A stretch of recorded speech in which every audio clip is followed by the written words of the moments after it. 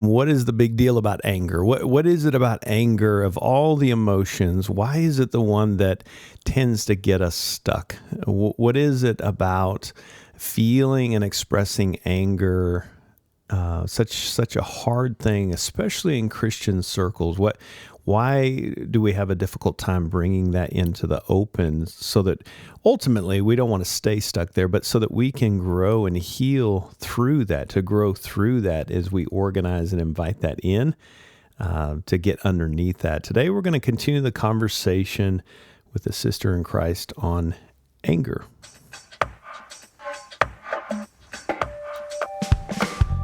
Welcome to Celebrate Recovery Official, a podcast that shares life-change stories, courage, hope, and leadership wisdom, all centered around the Beatitudes in Matthew chapter 5 and the Celebrate Recovery principles, where through these principles, Jesus helps us to acknowledge the hurt so that we can get to the core beliefs that may have us stuck and address those defenses and protections, those nasty habits or compulsive behaviors that are maybe confirming those lies that we've been holding on to our whole life that ultimately lead to disconnection in our relationships. I'm a grateful believer in Jesus Christ. I struggle with drugs and alcohol and perfectionism. My name is Rodney. I'm the Global Field Director with Celebrate Recovery, and so good to have you back with us today. As always, thank you for sharing this podcast. Getting excited just hearing people talk more and more about stumbling on to Celebrate Recovery because they first heard this podcast. So you never know who might benefit from this. So don't be afraid to share this on your platforms, social media. And also, if you could, just take a second and give us a review, a high rating if you're pleased with what you're hearing, and give us a review so that we can, all that makes a difference in reaching more people. But I'm excited to have our guest here with us today, Jeni Baker. You all know who this is if you're part of Celebrate Recovery. If you're not and you jump into it, you're going to be blessed. She's our co-executive director of Celebrate Recovery. And even more than that, she's a sister in Christ and just an incredible woman of God, and brings so much to every relationship she's a part of. And she's agreed to come on and talk about anger. Jeni, welcome. Hi. My name is Jeni. I'm a grateful believer, and I struggle with codependency, family dysfunction, or I should say those are the core issues that brought me into recovery. But I have also worked on anger in recovery as well. And so I love talking about anger. Well, what a treat for us, and I know our listeners are going to be blessed today. So Jeni, we were talking on another call. Our team has calls talking about Summit and talking about conferences and just the direction of Celebrate Recovery Global. And we just we're talking about workshops and talks that we might be offering this year at Summit. So stay tuned on that. We're excited about the Summit coming up this summer. But we talked about anger, and it was a great conversation, and such a great conversation. Just thought, man, we just need to bring this to the podcast so that people can hear Jeni Baker's heart in this. And I know you have a lot of passion around this with your own story. So kind of jumping into that, Jeni, just anger itself, and I mentioned this earlier, anger gets a bad rap. How do we lean into anger? What has been your experience, which is why I love the inventory process. We learn about our story. It's hard, but it's worth it. What have you learned? What has been your relationship with anger as a child growing up in your home and the woman that sits in front of me today? I have a long relationship with anger. When I wrote my testimony, one of the first things that has stayed from 10 years ago all the way through the current version now is that I grew up a really angry child. And it took me a while in recovery to kind of even unpack that even more. So I learned that about myself. But then even as I grew in my healing over the years in recovery, I had to learn, what do I mean by that exactly? And I think that I grew up a really angry child for two reasons. One, I think there was a lot of chaos and hurt going around me in my home. I grew up in a really dysfunctional home, lots of broken marriages. We moved around quite a bit. And so there was a lot going on around me that affected me, but that no one ever talked to me directly about it, right? So I just kind of watched all this chaos and brokenness and dysfunction happen around me, but no one ever talked to me about it or asked me how it affected me or how I was feeling about it, which left me feeling confused and scared a lot of the time and abandoned.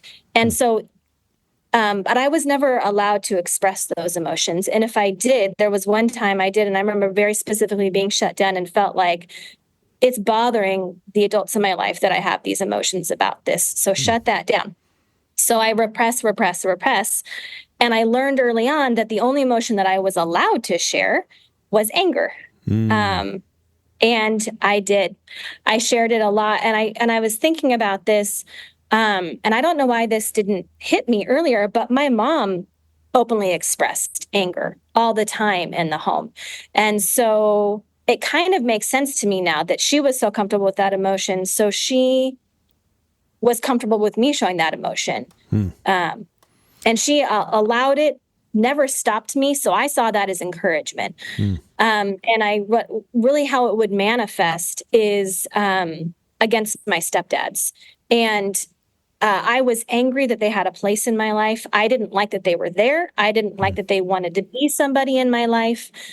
And so I just would argue with them and fight back with them. And I realized the pattern, it's a slippery slope, right? You say one thing one time and you realize, ooh, no one's going to hold me accountable for saying that. So I'm going to push it a little bit further next time. And I'm going to push it a little bit further. And before I knew it, I was just openly yelling and being disrespectful to my stepdads. Yeah, it's interesting. I mean, just as you're talking, Jenny, if we were to assign kind of a hierarchy to our emotions, it would seem that for example, sadness would be kind of low on the totem pole as far as stature in the system, right? It's like you're weak. You don't have a voice here, but anger is kind of head at the table, right? And so, as you're talking, it's kind of like it's almost like you're invited to the adult table, and if you can match the anger, then you're going to be heard. Am I saying that right? Absolutely, and I think I learned two things. So my mom, had a temper. I also have a temper. And I watched my mom play that out in her marriages over and over and over again in the home. And I realized as I got older that I learned to take pride in my anger for a number of reasons. I watched my mom get what she wanted one of two ways. One was she was very beautiful. And if she could use her looks to get what she wanted, she would. But when that didn't work, her temper, her anger always worked. And so I watched that happen over and over again. And I correlated her anger with her being a strong woman. And I thought that gives her strength, that gives her power, and nobody is going to hurt her and nobody is going to mess with her. And I watched her anger protect me at times and get me what I wanted. And so I thought, oh, great. Anger makes me strong. Yeah. Because and you referenced this a minute ago. Well, kind of anger is a secondary emotion. There's always something underneath the anger. But usually the emotions under anger are vulnerable emotions. Sadness, an unmet need, shame, sometimes embarrassment. And so, but anger feels so much safer. And I saw it as this protection. And if I was angry, I felt safe and I felt strong and I felt empowered. And it wasn't until I was in recovery that I went, oh, wait, Jenny, you've got that totally backwards. Well, but it makes sense. I mean, we're mimickers, right? And it's want to be careful that when we do our inventory, there's nothing in this that we're blaming our family, our parents to justify our behavior, but it's understanding. And you mimicked that from you, that was modeled for you. So why wouldn't you think that was the right thing? But Jenny, I'm curious, so you're painting a picture of kind of the, as James 1:19-20 says, that we can't use anger as a tool to accomplish righteousness. Yep. And so you're talking about using it as a tool, using it as a weapon to get your way and that kind of thing. But I wonder if you could speak to, and before we jump to the recovery process, I've seen this in a counseling setting. I've seen it in a ministry setting. Sometimes, and you happen to be a woman that I'm talking to on this podcast. I think sometimes even gender plays a part in what's acceptable and unacceptable, but we don't want to go from the extreme of using it as a weapon to just shutting it down. And so how did you, as a woman, right, and there's strength in women, and sometimes what is acceptable for a man to express in anger may be unacceptable for a woman. I don't know if you had any personal experience with that as a woman, trying to not use anger as a weapon, but to allow my anger to come forward so that I don't use it as a weapon. What's been your experience with that? Well, I went from taking pride in my anger to swinging the other opposite end and going, oh no, my anger is a weakness. It's something that is shameful, that I should be, that is a negative in my life. And then thanks to recovery, what I realized is anger is a part of the recovery process, that not all anger is negative. And my anger was showing me something. It was an emotion in my life. Anger is an emotion, right? It's something that I was feeling. And when I was able to, in the recovery process, look at it and go, I'm angry for a reason. What's underneath this? That I was able to use it as a healing resource instead of shaming myself for being angry or telling myself that I was being irrational or that I was being ungodly in my anger. Jesus got angry. It's in there, right? And we know Jesus never sinned. So if Jesus got angry, we know that anger in and of itself is not a sin. And so I was able to go and use that and look at that in my life and go, okay, you were angry, but why? Yeah. So I swung from pride to shame to back to, I can use this as a healing tool in my life. Yeah. Yeah, I think because it feels, I think a lot of times when we're talking about destructive anger, we're really talking about bitterness, resentment, malice, slander, as Ephesians 4 says. Anger itself is an emotion. I love that you said that. It's a God-given emotion, just like we wouldn't want to shame sadness. It's like, well, aren't you supposed to be joyful all the time? You're not supposed to be. It's like, well, but sometimes we're sad. In order to get to joy, as we talked on a prior podcast, it's the expression. The opposite of depression is expression. And it's the same thing with anything. I need to express the pain, but it feels like it's counterintuitive to even utter the words, I feel very angry by your actions right now. It's like, oh. So there was a battle going on internally for you to even put that into words and say, I feel angry, I'm guessing. Oh, 100%. It was a battle. I also struggle with codependency. And so in that is the put others' needs first and try and focus on others. And so it was very hard. I don't want to disappoint people. I'm trying to earn validation and my love through other people's acceptance. And if I'm looking for love and validation in others' acceptance, then I'm certainly not going to tell them that I'm angry with them. Admitting that is scary. I have lots of reactions to anger in my life, right? So I have that pride reaction that I told you about earlier, where I leaned into it, and I fully leaned into it and had to really learn how to apologize. But also, and we can talk about this in a bit. When I got married, I walked into my marriage with this very specific resolution to not get angry at Johnny. And I'll clarify that I didn't mean I wouldn't feel angry at him. I meant that I wouldn't blow up or yell at him. Yeah. But I didn't have any recovery or healing at that point in my life. And so I didn't really know how to do that. And so, we talk a lot about white knuckling things. I white knuckled the first years of our marriage. So let me lean into that, Jeni. So I think that's so good. And I know this can resonate with any of our listeners. You're trying to manage it, and it's just different. I mean, in recovery, we're trying to get to a place where we're not managing anything. But that's the whole point of being powerless, right?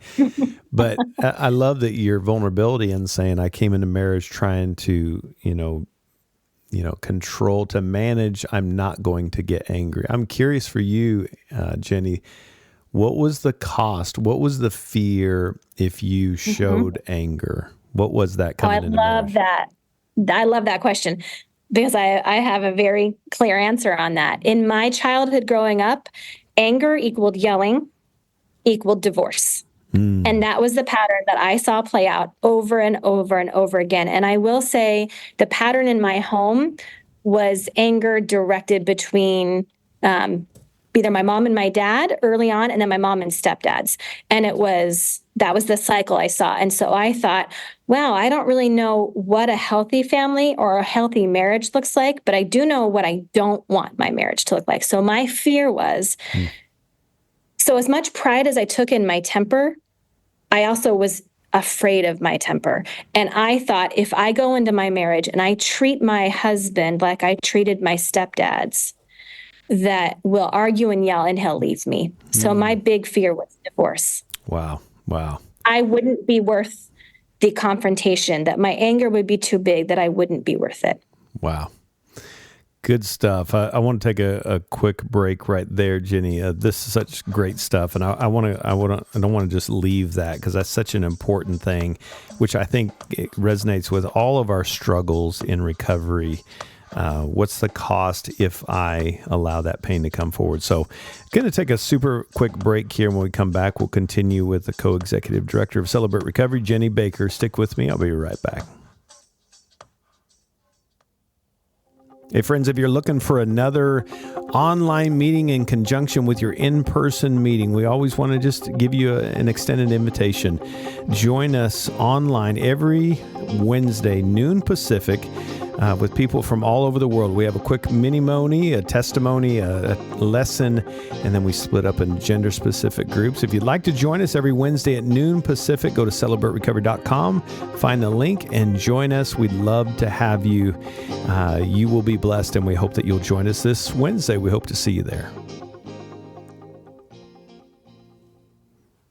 Welcome back, Talking with Jeni. And Jeni, right before the break, we were talking about that's such, even as you said that, it really hit me.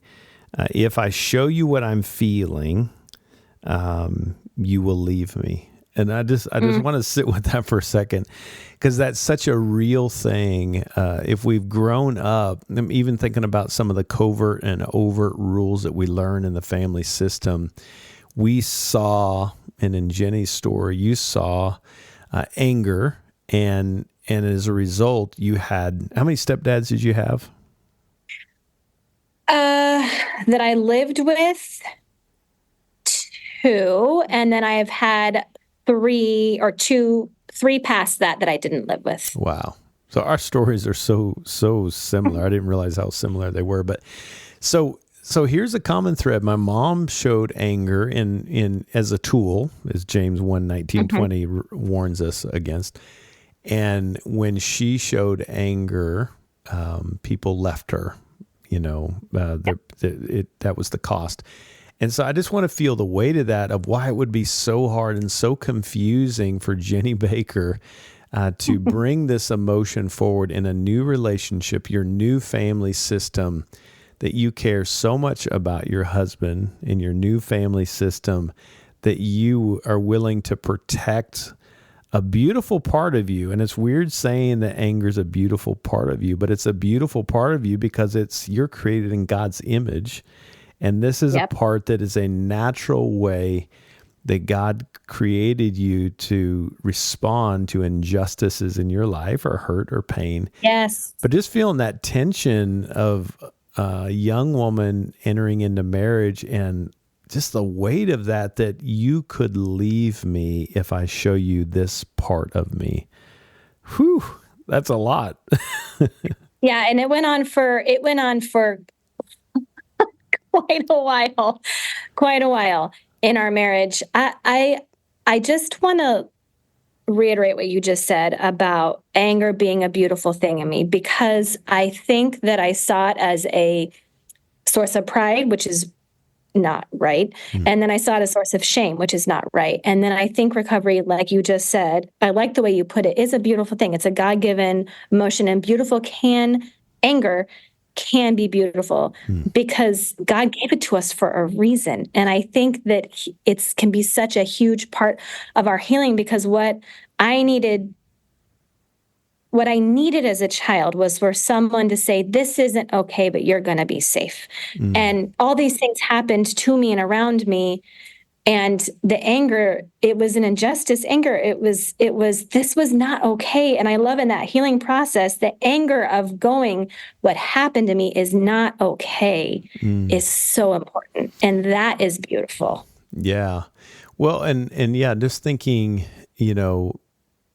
just even thinking about our relationship with the Father, and it always feels weird, but when we have anger toward God, right, and it's just what we're feeling is like, God, I feel like you've left me. And there's another podcast that I talked about just laments, and laments are in the inventory process are just unedited, raw emotion before our theology comes into play, right? But even just expressing our pain, or this is what I'm feeling. I feel a lot of anger in my heart, and I just need to express this to you. Doesn't mean I'm resentful toward God, but I just feel angry, Lord. And if I don't share this with you, and that's the beauty of relationships, isn't it? And just thinking about you with Johnny too. I mean, when you get to that point of realizing that this is your partner, this is your guy, and that's the beauty of relationships, that we can come forward and turn toward each other and express exactly the condition of our heart. Well, I hope this has blessed you like it has me. This is an encouraging conversation, and if you've been battling some of those unwanted emotions, or maybe you're told that these emotions that you have make you too much and mean you're too much, let's speak against those lies. You are loved, and God created you in His image. And God was a pretty emotional God. That means you're in good company. It's what do we do with those emotions that are important. So I pray this encourages you, and you don't try to face those alone. Hey, we'd love for you to join us at a Celebrate Recovery meeting near you. Go to celebraterecovery.com and join us in a town near you. Hey, thanks for being with us today. I pray that you'll join us next time. Until then, God bless.